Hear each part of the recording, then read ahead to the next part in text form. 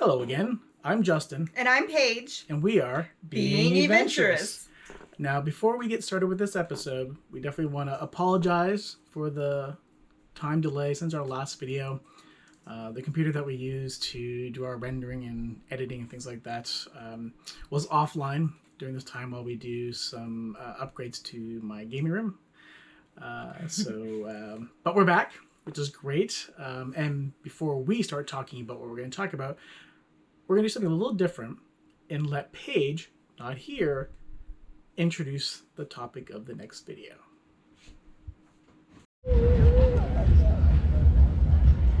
All right. We're here at the Electrify Expo, at Circuit of the Americas in Austin. And if you want to see all of the electric vehicles that are available, this is where you need to be. Porsche, Hyundai, Kia, Mercedes, BMW. There's an ID4 down there. This is going to be a fun day. Yeah, so as you can tell, we had a great weekend. Well, it was one day. We had a great Saturday.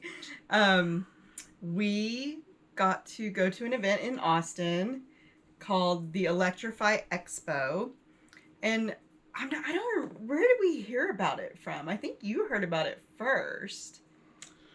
Yeah, I don't know the genesis of it, if it was trying to track down opportunities to check out the IONIQ 5, and that led us down to the Electrify Expo. Mm-hmm. But either way, we really pleasantly surprised. And we have lots to cover and lots to talk about. So let's just jump right into it.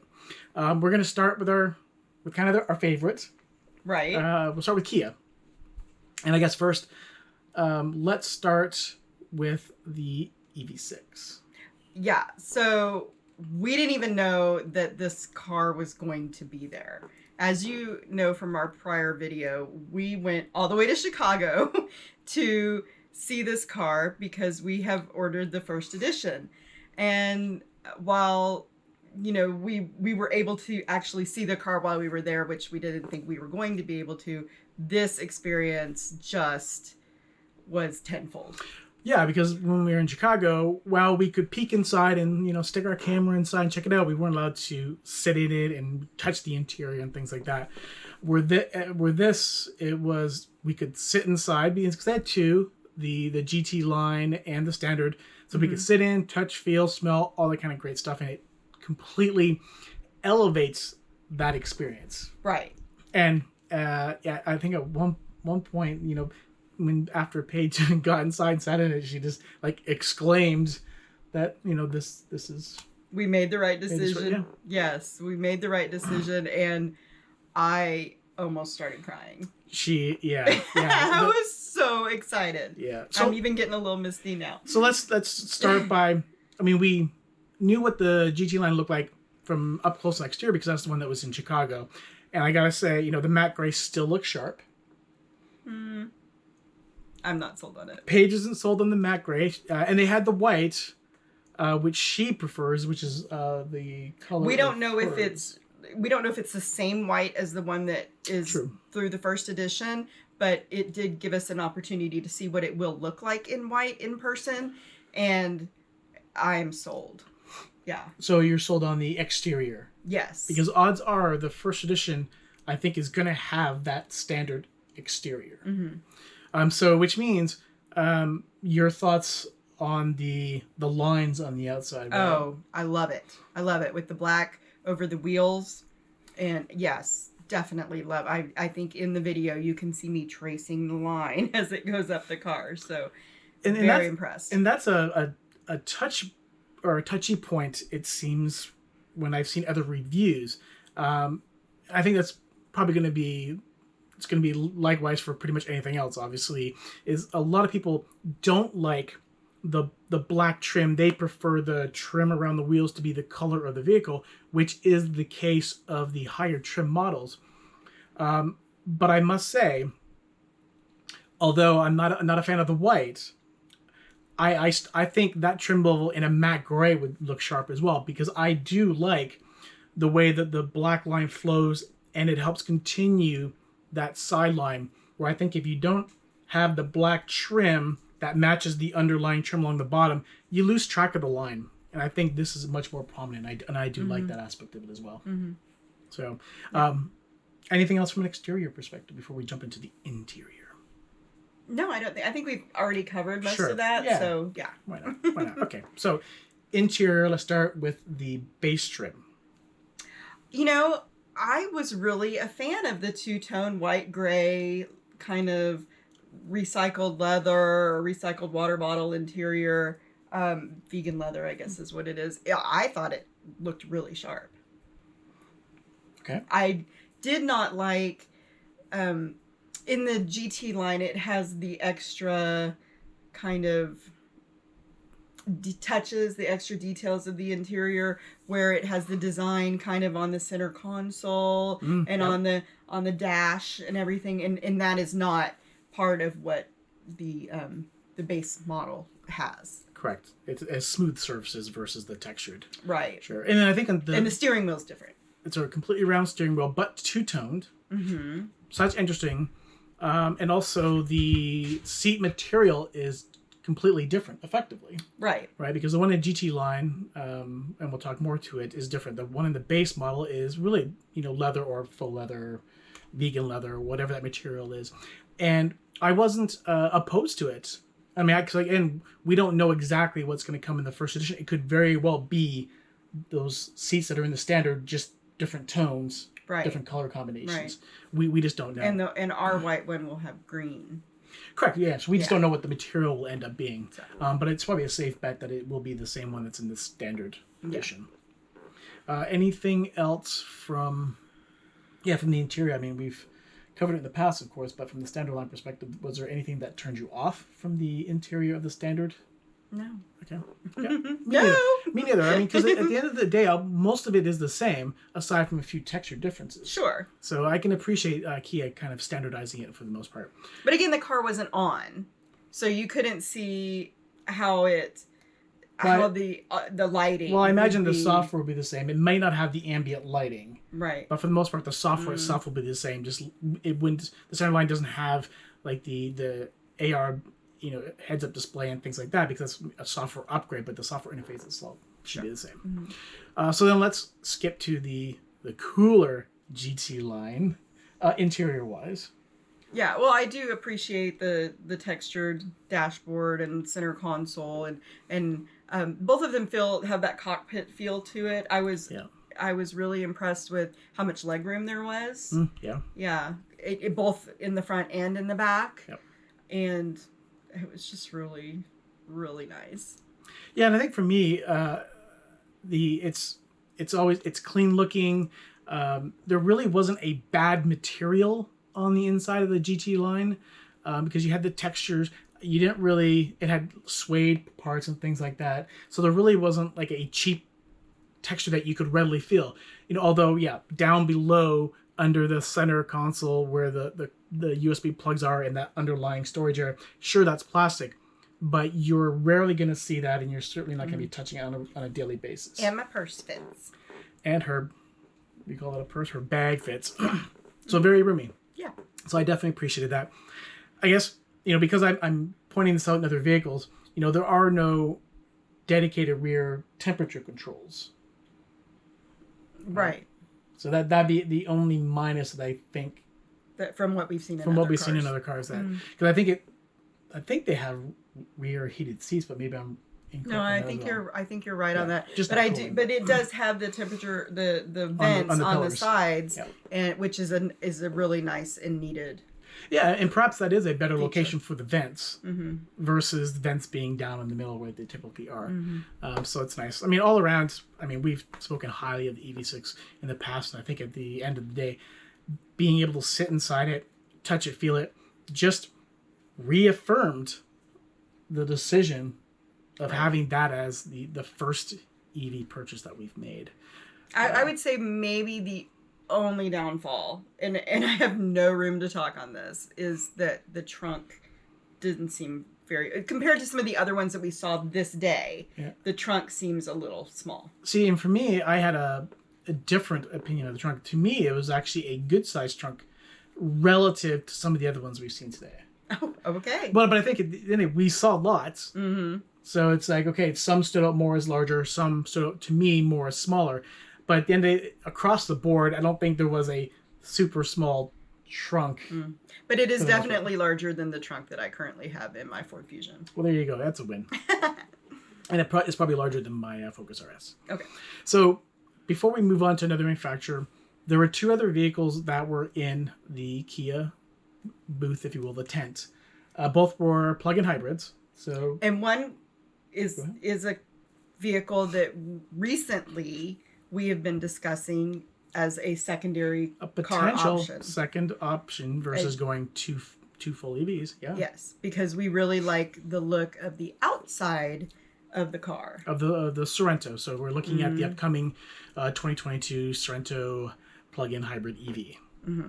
And the interior is beautiful. Yeah, I mean, just very similar to the one that we saw at the Chicago Auto Show. Chicago Auto Show. Very nice, very premium feel. Similar software to what the Kia has. Really love that the cup holders are on the door for the back seats. For both of the back seats. Yes, that's very nice. So they have the third row. Yep. And we did a test. Yeah. Or I did a test. Yes, Paige was the unfortunate volunteer. Yeah, I was the guinea pig.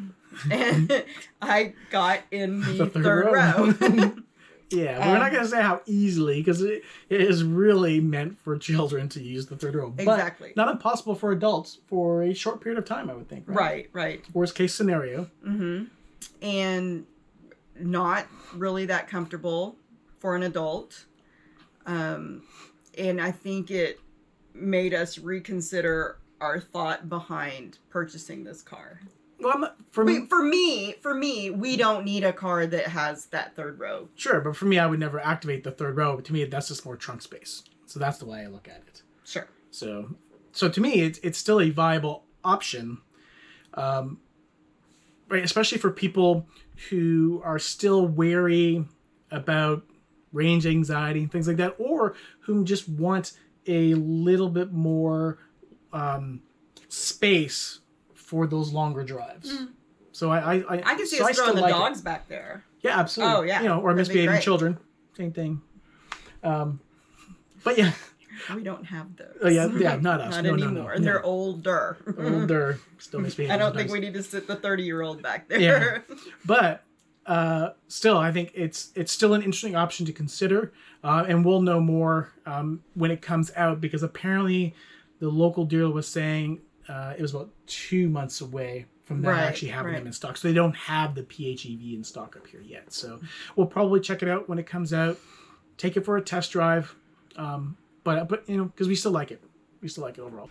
So, and then there was the 2022 NIRO EV. Yeah. And really the only reason that we were looking at that one in more detail was one of our daughters was with us at the auto show, and she currently is driving a Kia Soul. And so we were wanting her to look at it as a potential upgrade to her current vehicle. Yeah, and we still think the NIRO and vehicles in that price range are fantastic EV-based options.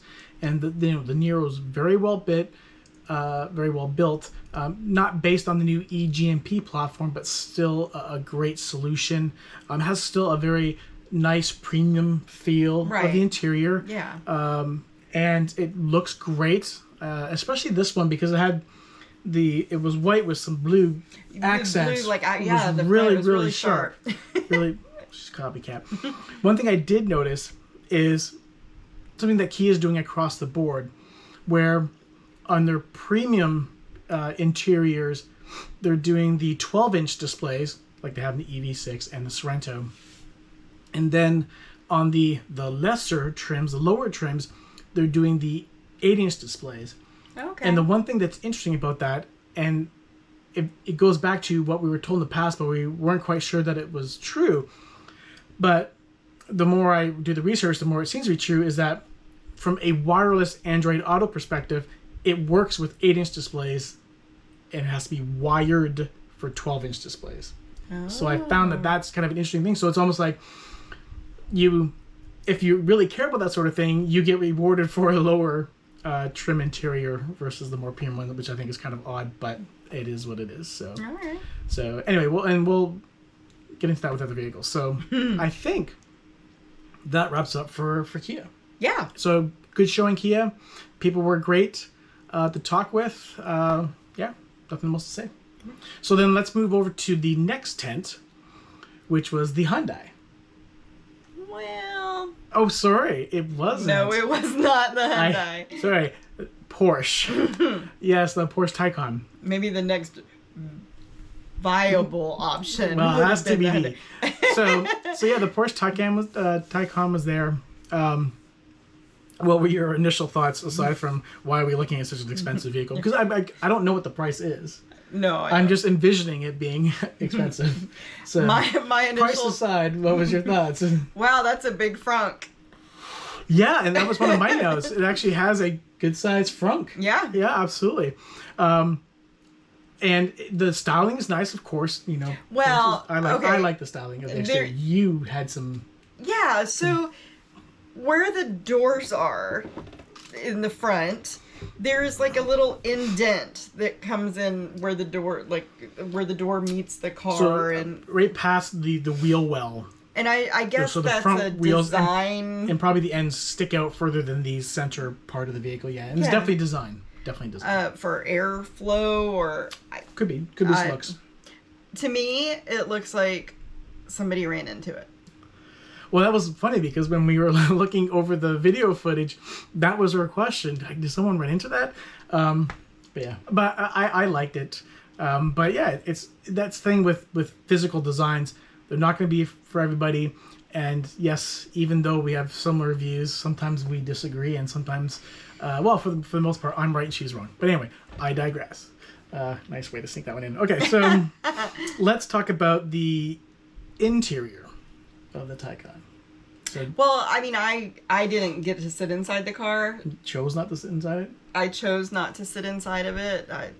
Yeah, well, for me, getting in wasn't the easiest thing in the world. It was difficult to get in just because of the entrance to the vehicle with the car sitting lower, and it just not being tall overall. Being 6 foot and all, it was a little bit difficult to get in. Once you're in there, fantastic cockpit feel, premium interior, things like that. I did enjoy the fact that it had the third display that was located in front of the passenger. Oh, there was one in that car too? Exactly. I noticed in a different model. But, yeah, exactly. Okay. In future part of this video. But yeah, so that was the first one we saw where there was a third display. And even the center display, I think it was nicely integrated into the center console. So the center console really had a nice feel to it as well. Definitely reeked of Porsche. Yeah. But one interesting thing that we've heard since being back from the show, there's a commercial that we're hearing on the radio talking about come test drive at the Plano Porsche dealer. Yep.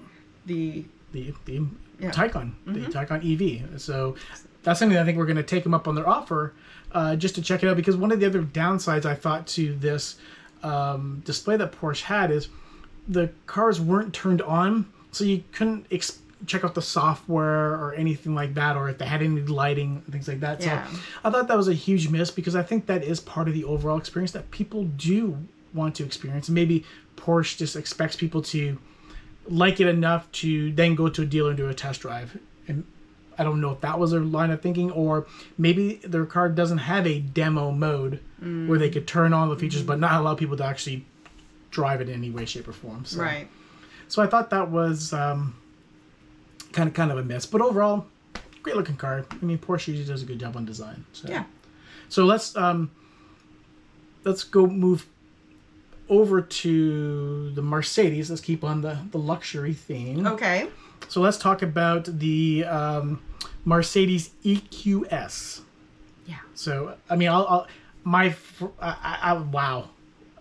because we're not really Mercedes fans. I mean, we had the one negative experience with the Mercedes dealer in downtown LA, So in general, we're not really Mercedes fans. Certainly never would consider them in our price range. Not that we are now, by the way. But we wish. yeah, but it was really, really nice. So what do you think of the outside look? Oh, it was so nice. I love, and you'll see in the video here, the front.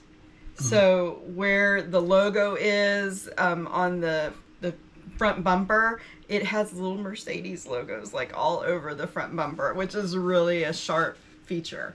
Well, and the other part about the front trunk is there's no frunk because the customer can't open the hood.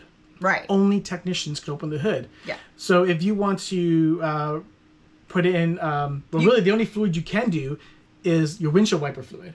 And that's at the front by it's on the driver's side door. Driver's side front. Driver's side. It's like this little. It just pops out. Yeah. Kind of like how others have the handle that pops out for the door handles. This had a very similar pop-out mechanism. Yeah.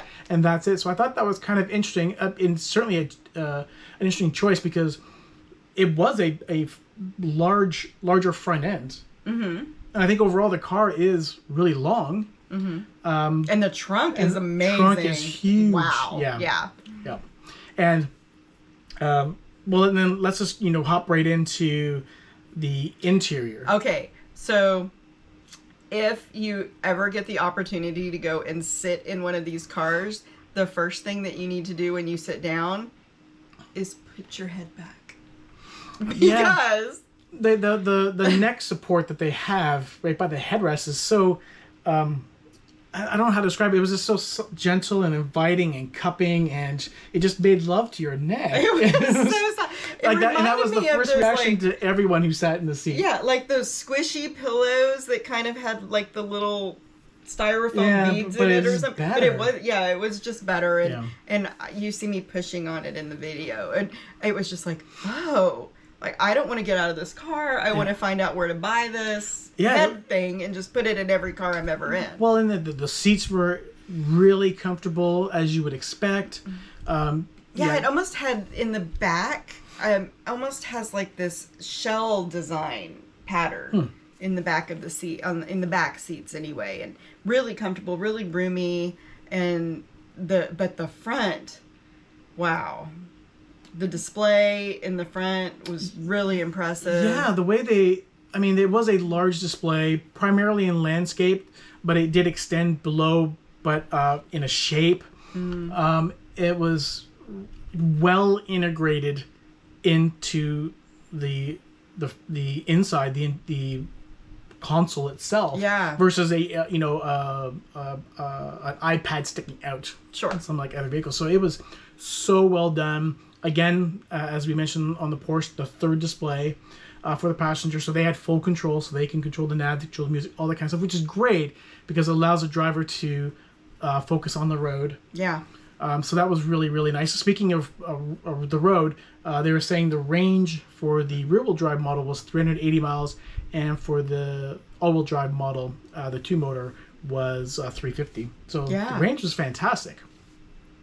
And I guess that's the trade-off. You have a long vehicle, so you have room for potentially more battery, because I don't think they said what the kilowatt-hour battery storage was. No, but you can't. He said it would charge to 90% in 30 minutes with a level 3. So it's similar to the other vehicles, give or take. Mm-hmm. But they made good use of that space by having more spacious interior and the larger trunk. And we really liked the split sunroof. Yeah, when I saw that in one of the other vehicles that would be later in the video, where it was the split moon roof, right? Yeah, or was the front a sunroof? No, I'm not sure. Okay, but because we see sometimes where on the I guess the B pillar, they also have a pillar that goes across the top to split the moon roof. But I thought it was really, really nice. It worked well. Worked really well. It had the complete rear temperature controls in between the seats, which I thought, I think it should be expected on the more premium vehicles. So that was really nice. Yeah. No issues getting in and out, as opposed to the previous vehicle we talked about. So that was kind of nice. I guess at some point, it's hard to find any faults with this. Right. But I did find one. Except for the price. two. I found two. The first one was it uses those funky, not the, like, if I would qualify them as capacitive touch buttons on the steering wheel, but it was the ones that we don't like, where it's like one piece and it just wobbles and you pick and stuff, where it's not individual dedicated buttons. So we don't like that feel, and unfortunately this one had it. But to Paige's point, the starting price for this one was what, $103,000. Yeah. But I think the prices top out. I think for the 480, I think that was model that we were doing the lower one than the other one. I think it topped out in the 130s. Yeah, it wasn't a huge and the other one jump. tops out in the 150s. Yeah. So really it would come down to, do we go to the EQS route or the Audi, the high-end Audi or the GT? We don't go route. either route. But I tell you, well done, Mercedes. Yeah. Well done, Mercedes. Fantastic. So unfortunately, we ended up, due to the line, we ended up not test driving it.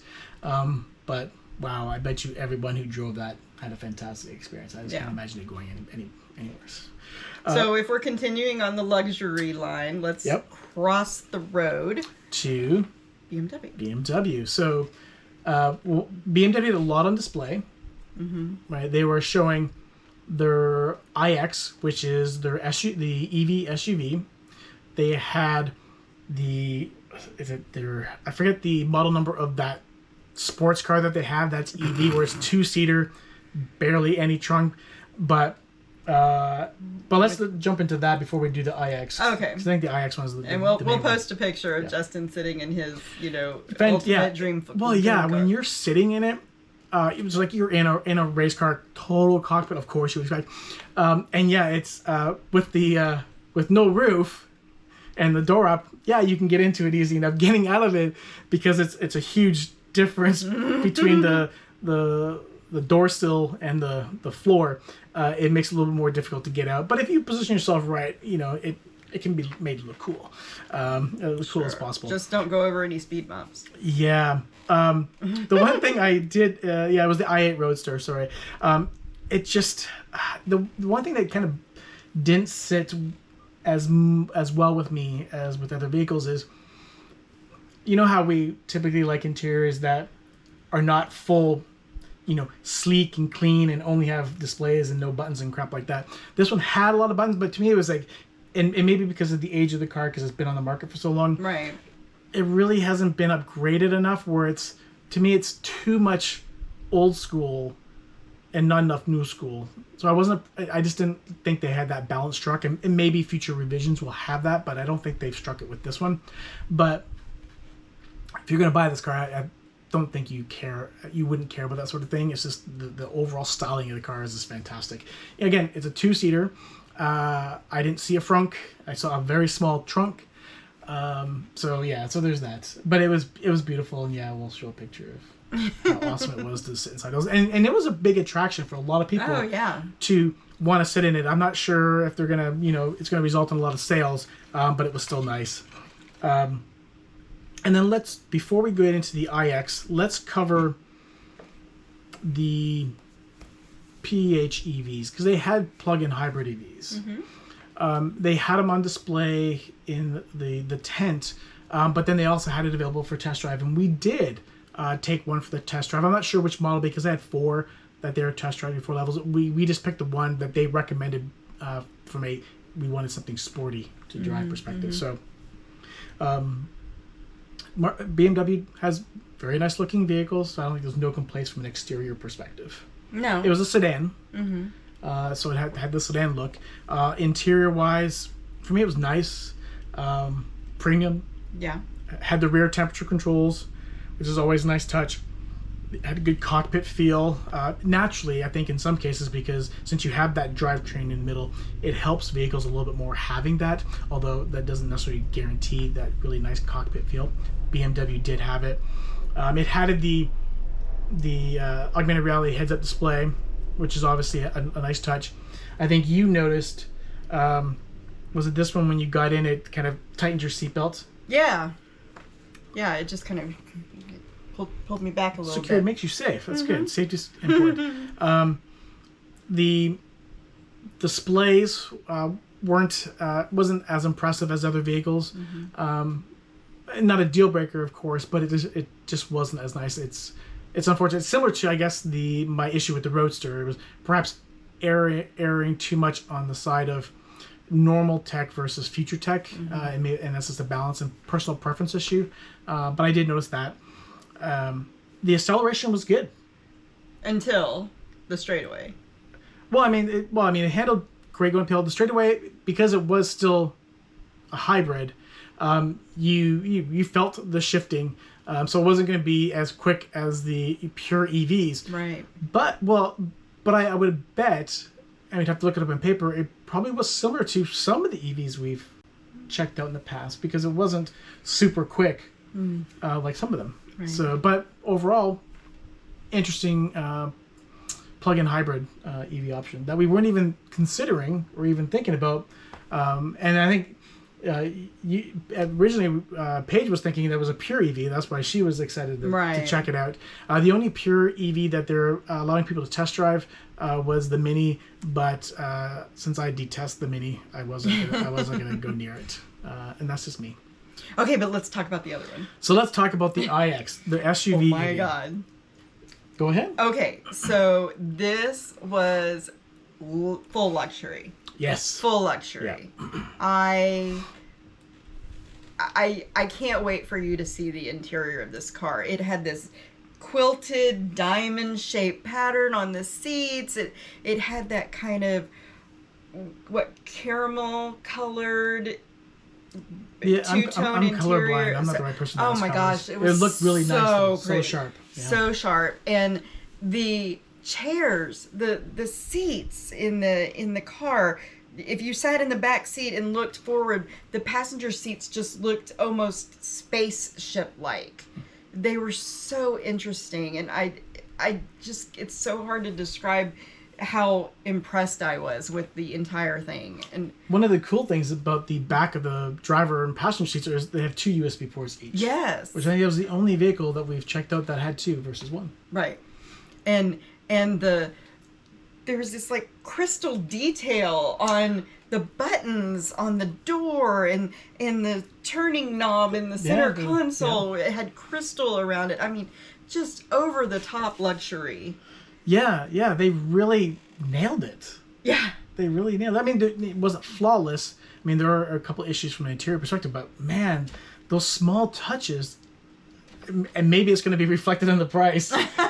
Right? Yeah, well. But it looks so sharp. I was surprised. The door handles were they were open, and you just kind of gripped your hand underneath it. Yeah. And it was just really neat. And it just really made it look really sharp. And that's surprising in that I wonder, like, does it just not have an effect on the aerodynamics? Because all the other vehicles are always, they have those, most of them have the handle where you press in and then it comes out, because they wanted it flush and to not affect negatively the aerodynamics versus the ones that typically stick out. So maybe it, with them being inside and maybe by the way of the design, it doesn't affect it. I don't know. It just works though. I thought that was kind of unique. Yeah, and I can't speak to range. I can't speak to any of that except for this car was beautiful. Yeah, it was. And, you had great trunk size, as you would expect from that size. I made a note about the drink holders not being an ideal location, because when you're in the front and you have that center console and that's where your hands are, your hand is and things like that, to me, having the drink holders beyond the front of the console and then down on the bottom, kind of like where you put your purse on the EV6. I thought it was a bad choice of placement for the drinks, because I don't want to have to lean forward and reach down to reach my drink. Especially with drink cups, especially we've run into it lately, where the lids they're not as secure as you would like, so you wouldn't necessarily want to grab your drink from the top. You would want to grab it from the side, which would make it really difficult with this vehicle. Yeah. So I think that's one of my concerns. And I think this one had the... Sorry for that, we're having camera issues. We're switching back to the old one. So the last thing we want to finish up on the BMW iX was... the center console. So it has like this split opening for the center console. I think the Mercedes might have been like that too. It's pneumatic powered. And why? I I really like that. I thought that was awesome. Press the button and it just opens up, the waves part. Oh, it's great. I really like that. Okay. But that's okay. We don't have to agree on everything, and we know that I'm right and you're wrong. So let's... I see it breaking. I don't know. Fair enough. Which vehicle do we want to talk about next? Polestar? Okay. Yeah. So we checked out the Polestar 2. This is the first time we've been able to see this car as well. Yep. I mean, we've seen a couple reviews on it, and we're surprised that it was there, and it's something that it was on our list to check out. Mm-hmm. So it was great that they also had a Polestar 1 sitting there, but the Polestar 2 was interesting because you not only could check it out on space. They didn't have a tent, so it was open space. But then we also test drove it. So let's go through our initial thoughts when we were checking it out when they were just sitting there. Okay. Well, I thought, first reaction, going and actually getting to sit in the car and look at the interior and everything. I thought it was nice interior. Mm-hmm. It looked pretty sharp. It did. I looked more like a sedan. Definitely sedan looking. Sedan, because definitely not a crossover or anything like that. I found it a little bit difficult to get into. Again, because my height, it would hit the top when I got into the driver's seat. And maybe part of that was due to the seat positioning. But I think I had a similar issue getting into the back seats. But once you're inside, the interior was really nice. Had like wood grain. Had wood grain, so definitely premium feel. Mm-hmm. As you would expect from a Volvo company. Sure. And it definitely reminded me of the Volvo as well.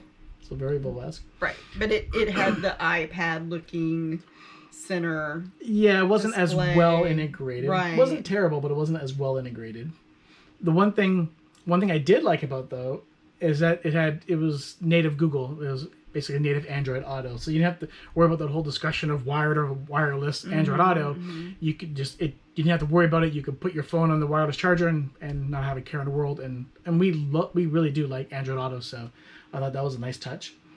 And I think if you want to talk, let's go right into the test drive portion of it. I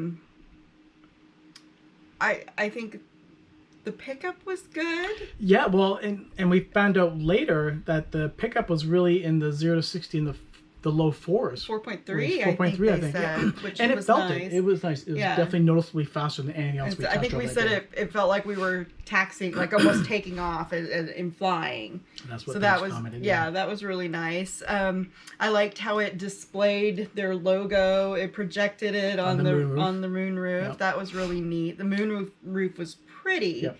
However, and I made Justin go back to after we got out of the test drive. I'm like, okay, so you have to come and feel this. So one thing that I noticed, the moonroof was really pretty, and I happened to kind of reach up and touch the outside edge of the moonroof where the top of the car was. Mm-hmm. And oh my gosh, it felt really cheap.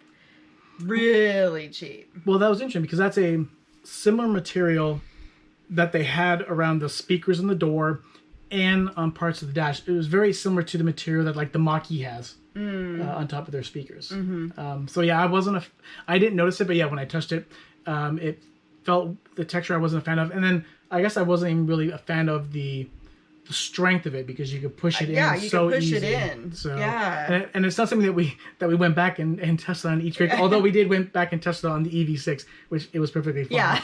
just to make sure we weren't going to be too biased. But yeah, that was kind of weird. And then... It was definitely a big turnoff. Yeah. And something so insignificant. Yeah, it's amazing sometimes how the little things can do that. Mm-hmm. And yet another little thing for me was, and I noticed it before the test drive, I noticed it back when we were checking out, but I noticed it again when we were test driving. Although the center console was nice, it had, cockpit feel, all that kind of great stuff, I thought it was slender. And basically that slenderness forced it to only have one cup holder, which is like, that's a deal breaker because we go to get, drinks, not beer, but, soft drinks and things like that. And when we go to the local Circle K and we're typically buying 2 or 3 of the cups, and this would make it impossible to do that. Right. Certainly to do 3 comfortably. 2, yeah, it's automatic. You can hold the second one, but so that was kind of a little bit of a turn off. And I don't know if it would be a deal breaker, but yeah. Mm-hmm. I mean, I think between that and not being able to comfortably get in and out of the vehicle, I think for me would be a deal breaker, which is unfortunate. I think overall it's not a bad vehicle. Yeah, and one of the promotions I think that you mentioned hearing about recently was 0%. Yeah. I mean, if you can get a car right now at 0% financing, that was awesome. Yeah. So if you don't like janky feeling roofs, and the Polestar's for you. Yeah, it's a great option. No augmented reality heads-up display. No. In the version 2, they said version 1 had it. No information on version 3. Yeah. Version Polestar 3, Polestar 1. And if you're interested in it, you need to go to your local Volvo dealership. Yeah. Because that's where you can place your order and build your car. Yeah, and it sounds like at a lot of the Volvo dealerships, they're going to be adding a Polestar section. Mm-hmm. So I thought that's going to be kind of nice. Yeah. It might as well, since it is a Volvo company. Yeah. So then... That brings us to Volvo. Let's talk about the XC40 Recharge. Yeah. So what were your initial thoughts? Because you checked out the one on the other side before I even got to check out the one on the Polestar side. So what were your thoughts? I thought... I didn't get in the one on the white one that I was looking at, but looking at the back seat, it looked very roomy, looked very comfortable and stylish. Mm-hmm. I thought the exterior was pretty. I thought the trunk looked big. Then I went around to your side, and I really liked the blue interior. I thought it was really sharp looking. It was a great color choice. Yeah. Both interior and exterior. But we weren't really impressed with the person that was demonstrating the car. At their area, at their tentless tent area, Yeah. I think, for me, I like the styling overall of the XC40 Recharge, except I don't like the front. I just don't like the look of it, and I don't know what it is about it. It just didn't land with me. Mm-hmm. But the rest of it did. Mm-hmm. It had a sizable trunk. Mm-hmm. The interior mostly was nice. There was a weird fabric on part of the lower part of the door, mm-hmm. which kind of reminded me of like an outdoor carpet like type field. It was just really weird and fuzzy. Okay. But it really felt cheap. Okay. The color was nice, but the material feel, I wasn't a fan of it. But was the only downside. I don't think there was any super big issues about getting in and out.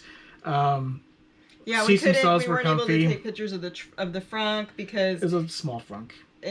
But she was like, "Oh, this is set up for display purposes only, and so you can take still photography, but you can't take a video." And it's because they had the battery hooked up to something special to basically, I guess, enable demo mode, so they could power the electronics without the mm-hmm. big battery or whatever. But either way, it wasn't a huge frunk. Mm-hmm. And she couldn't speak to certain things because we were videoing and.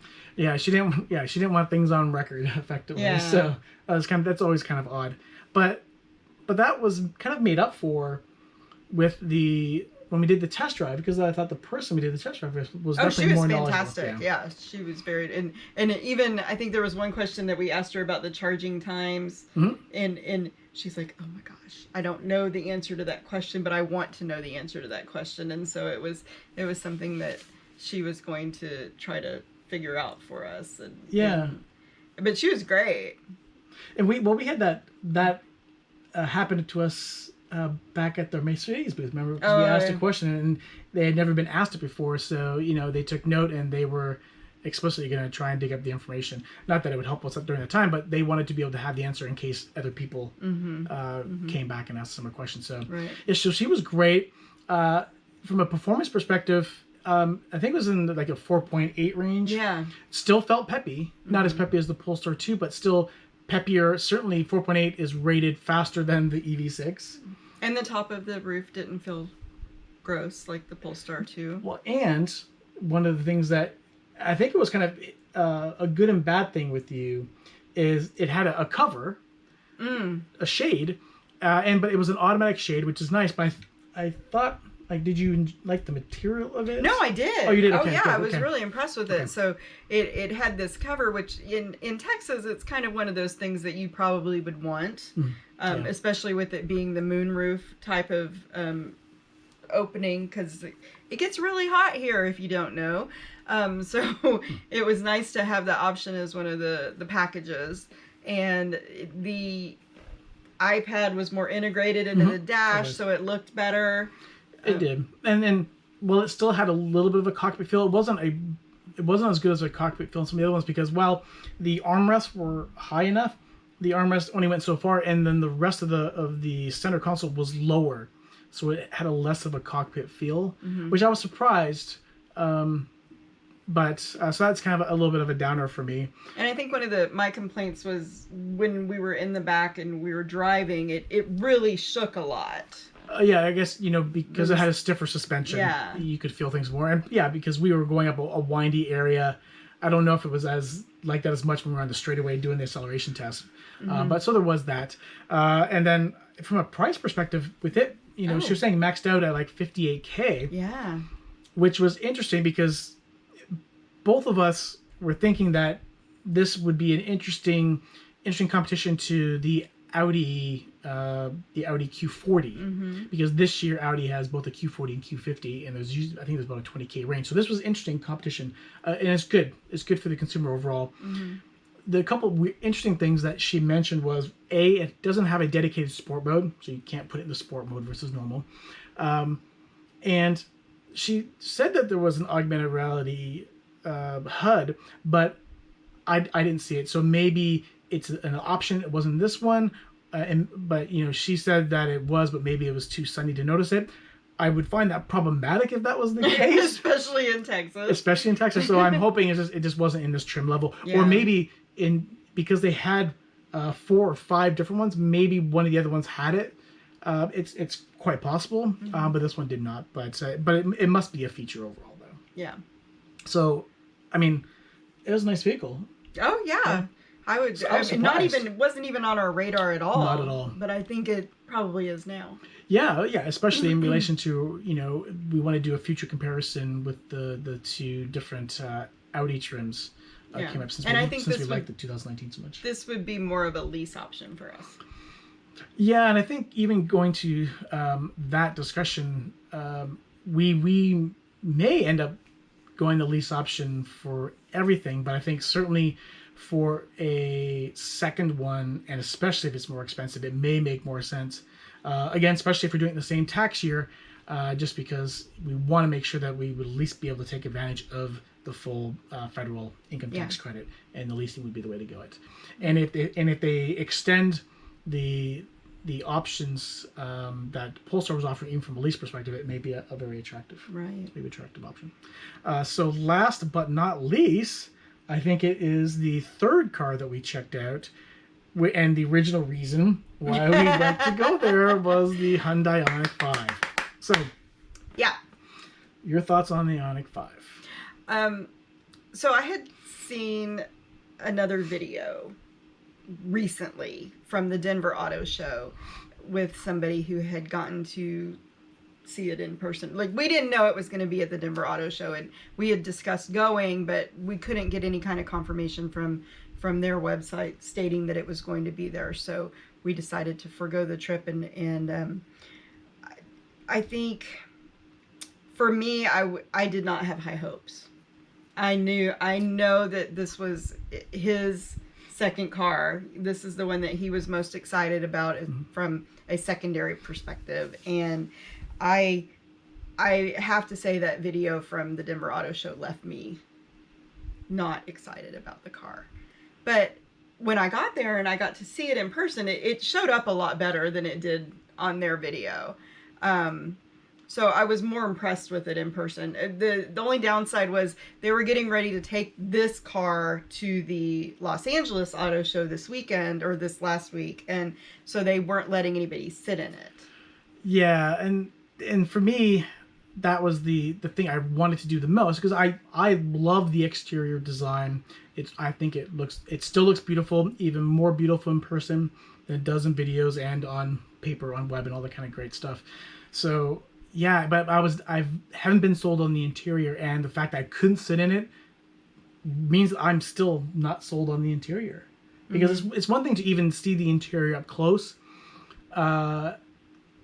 It still makes a difference, as we noted on the EV6. It still makes yet another difference being able to sit in it, especially when there's specific things that you're really trying to come to grips with as to if it's truly important or not. Like for me, is how that interior feels, because right now visually, it reminds me of the PT Cruiser. It's such a minivan type interior, especially when that center console's moved all the way back. Because for me, I don't need to go across the front.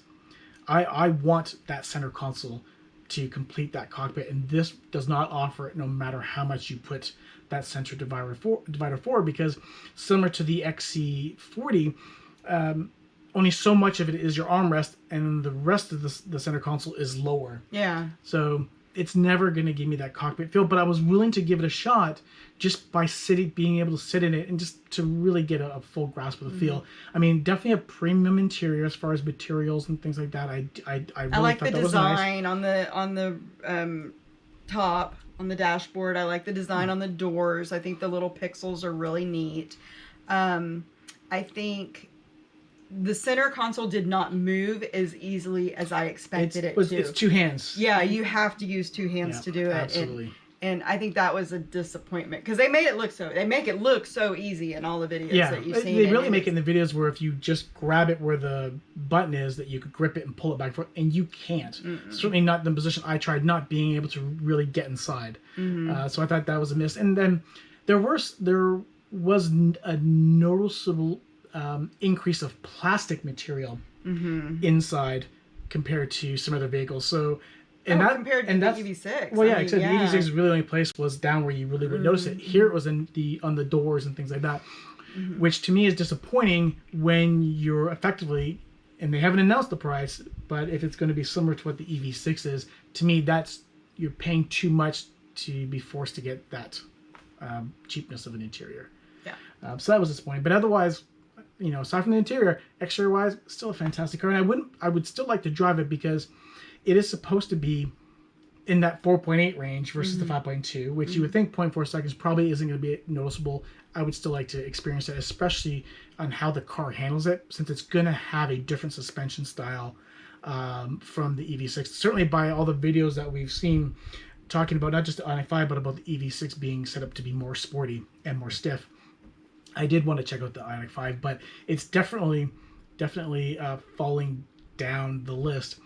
And which is weird, because it's unfortunate that they wouldn't allow people to get in, because they didn't want to have to spend a lot of time cleaning the car before they send it to the LA Auto Show. But I thought that was kind of doing a disservice to the people who came from wherever for this show, and for a car that's going to be hitting the market technically sooner than the EV6. It should be really this month or now next month. Like, that's how close it is.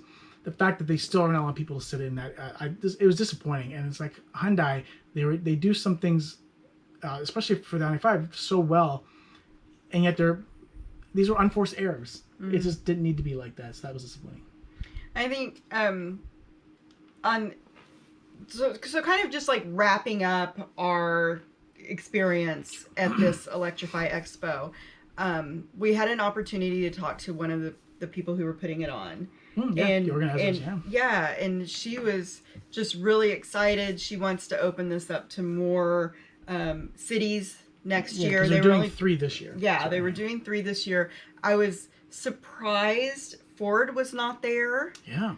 Tesla wasn't. We were in Austin. They were building their headquarters in Austin. Tesla was not there. Well, they had one small booth that had dealt with their solar It was panels. a third-party booth, though. Tesla wasn't there probably with the booth, and neither was Volkswagen. I think that was in a third-party's booth. I don't think that was a true Volkswagen. ID4? Yeah, the true Volkswagen booth. So, and I think there were some other misses, right? You see the Cadillac commercials on TV. Cadillac wasn't there. Nissan wasn't there. Yeah. Chevy wasn't there. well, you can kind of understand why Chevy wasn't there, but yeah. Fair enough. Yeah. Fair enough. There was lots of things that we didn't expect to be there. Electric bikes, electric scooters, like skateboards, things like that. So that was kind of cool. I mean, wasn't of interest for us, but it was kind of cool that they had a significantly sized section with all that, and they even had a mini track that people can go around and experience it. So I thought that was interesting. And then the other interesting thing, before I forget, was a company called Ferry. Yes. Which was focusing on short-term leases for EVs, whether it be 6 month, 12-month. I don't know if they went up to 2 years, but it was designed to be short-term, which I thought was great for people who are on the fence and wanted to try specific models for an extended period of time that a test drive is not going to give you that experience. Right now, I believe they only have 3 or 4 models, and they have 3 different tiers. You know, and they're not in every high, city. Not in every city. They were coming to Austin. They said by the end of the year they were hoping to be in Dallas. Yeah. So that would be something interesting for us, especially if we're waiting for like that GT line to come out and we want something in between. Yeah, exactly. To get that experience, maybe something else that we're thinking of, and again, only an extended test drive really would give you that experience. So I thought that was interesting. Definitely, an interesting business model, because a lot of people are still worried about battery life and things like that. I mean, that was definitely the worry back when you got your Ford Fusion. Sure. People were worried about, your battery has X number of years warranty, but how long is it really going to last, and are you going to have to get your batteries replaced during that time? That's still a concern, even though batteries are much better now. This is yet another interesting option for people that it might fit their needs. So I thought I want to give them a shout out. So that was a good idea by the Ferry folks. And then another thing that she was speaking to that Austin is doing is they're putting charging stations throughout the city that are attached to your home electric bill. Yeah, so you can basically, you have one account that these are hooked up to, and you sign into your home electric service. You'd have to create your login, all that kind of stuff, and you just plug in. You don't have to worry about it because it just automatically goes on your bill. So it takes a little bit of the, trying to pay at the individual charging points. So I thought that was very interesting, and I hope other cities do that sort of thing, because really what it does is it encourages cities to build out a charging infrastructure. Yeah, and maybe it's where if you are doing it to your home electric bill, you're paying a certain rate, versus somebody who doesn't live in that city, who's just visiting, they're going to pay a higher rate potentially per minute. Yeah. Absolutely, yeah. You would hope they would give you the hometown discount. Sure. To encourage that. So I thought that was great, because a lot of people charge at home. I get that.